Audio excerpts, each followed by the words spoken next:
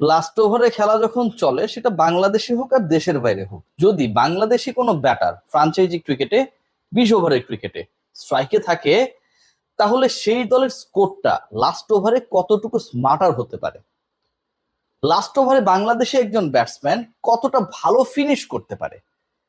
এই যে প্রশ্নগুলো আমি রাখছি, প্রত্যেকটা প্রশ্নের আমার কেন যেন মনে হয় যে চোখে আঙুল দিয়ে উত্তর এমন ভাবে তাওহিদ হৃদয় আজকে জাফনা কিংসের হয়ে লঙ্কান প্রিমিয়ার লিগে ব্যাট করতে নেমে দিয়েছেন, যে আপনি আমি আসলে যেভাবে যতটা এক্সপেকটেশনস করতে পারি সবকিছুই ভুল প্রমাণ হয়ে গেছে।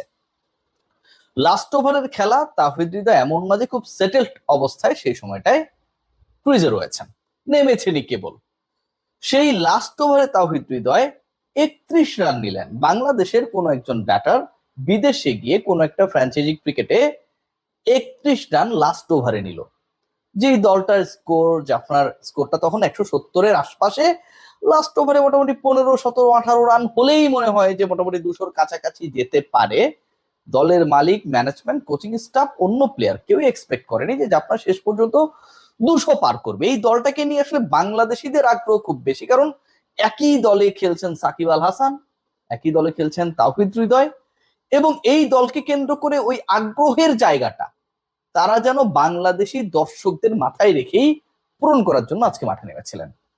যে আপনার স্কোর যেমনটা বলছিলাম যে 180, 85, 200-র কাছাকাছি হলেই তারা হ্যাপি, কারণ 170-এর কাছাকাছি লাস্ট ওভারে খেলা চলছে। 31 রান নিয়ে 202 হয়ে গেল। 171 থেকে 202, তাওহিদ হৃদয় একাই 1 ওভারে নিলেন 31 রান।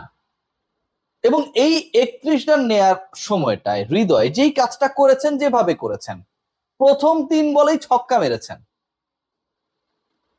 কোনোটা ছিল ওভার পিচ, কোনোটা ছিল ওয়াইড ইয়র্কার। অফ সাইডের বাইরে যেসব বল বাংলাদেশি ব্যাটার স্পেশালি তাওহিদ হৃদয় অফে খুব একটা এক্সপেক্টেড শটস খেলতে পারেন না, তার স্ট্রেংথের জায়গাটা না। এইরকম বিভিন্ন লজিক যখন তার ব্যাটিং ক্যাপাবিলিটির আশপাশে ঘুরছিল, তার দক্ষতা, তার স্কিলকে প্রশ্নবিদ্ধ করছিল, ঠিক তখন যেন সবার প্রশ্নের উত্তর দেওয়ার জন্য হৃদয় বেছে নিলেন আজকের এই ম্যাচ। 31 রান তোলার সেই ম্যাচে লাস্ট ওভারে মারলেন 4টা ছক্কা, 1টা 4, 1টা 2। আর মাঝখানে যে ঘটনাটা ঘটেছিল সেটা খুব ইন্টারেস্টিং। বোলার যেন হৃদয়ের ওই টেম্পো নষ্ট করার জন্য একটা ওয়াইডও দিলেন।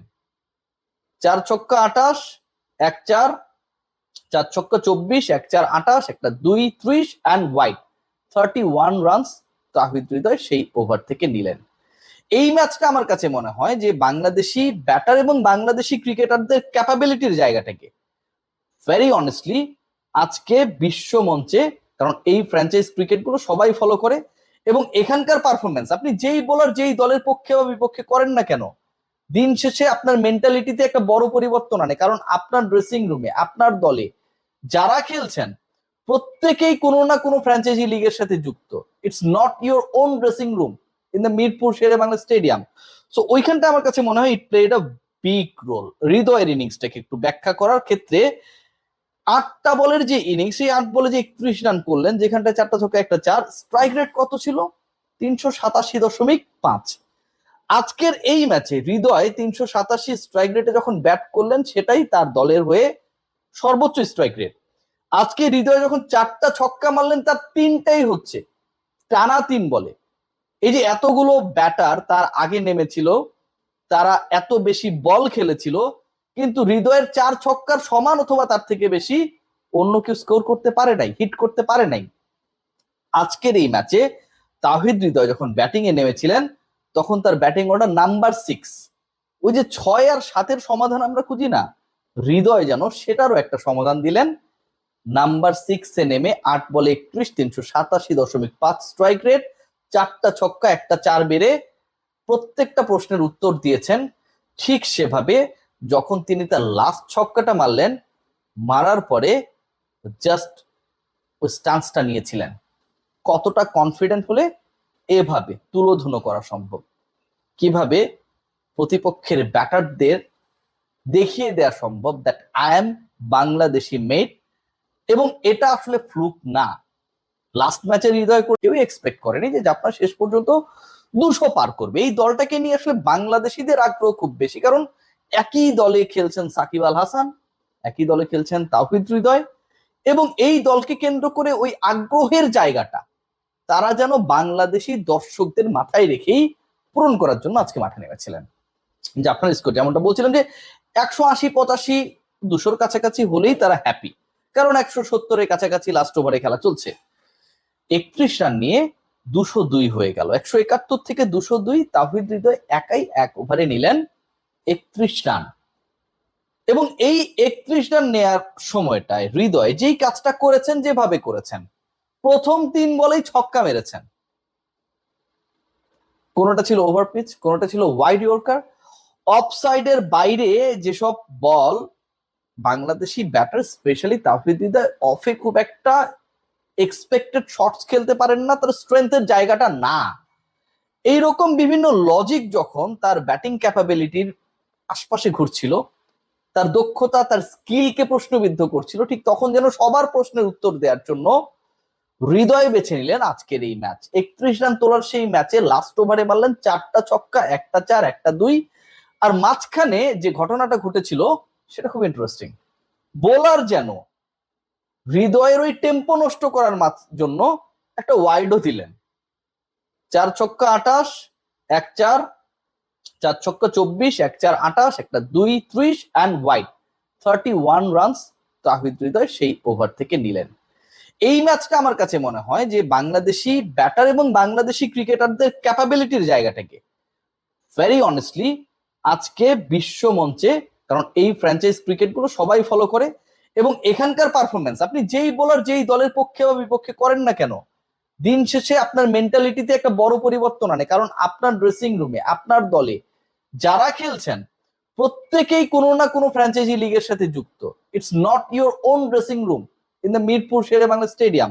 সো ওইখানটা আমার কাছে মনে হয় it played a big role. হৃদয়ের ইনিংসটাকে একটু ব্যাখ্যা করার ক্ষেত্রে 8টা বলের যে ইনিংস, সেই 8 বলে যে 31 রান করলেন, যেখানটা 4টা ছক্কা 1টা 4, স্ট্রাইক রেট কত ছিল?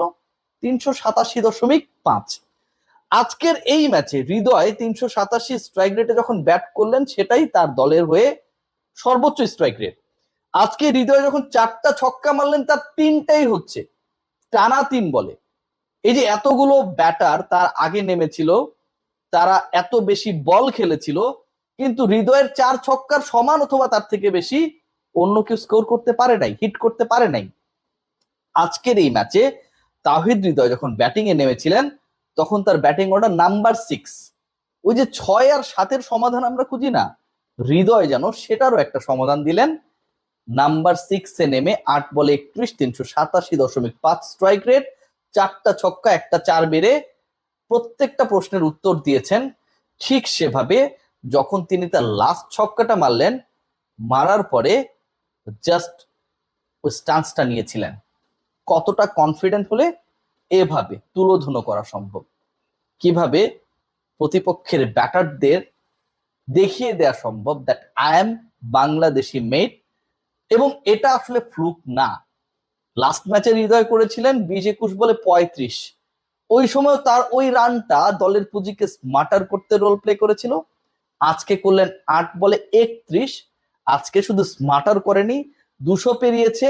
জাপনা সেই কনফিডেন্সটা পেয়েছে that they didn't pick anyone who is not effective in such kind of situations. সবাই ভালো থাকবেন, হৃদয়ের জন্য শুভকামনা। হৃদয় দিয়ে বাংলাদেশের সবাই এই দলটাকে সাপোর্ট করবে, কারণ এখানটায় রয়েছেন হৃদয়, সাকিব। Take care.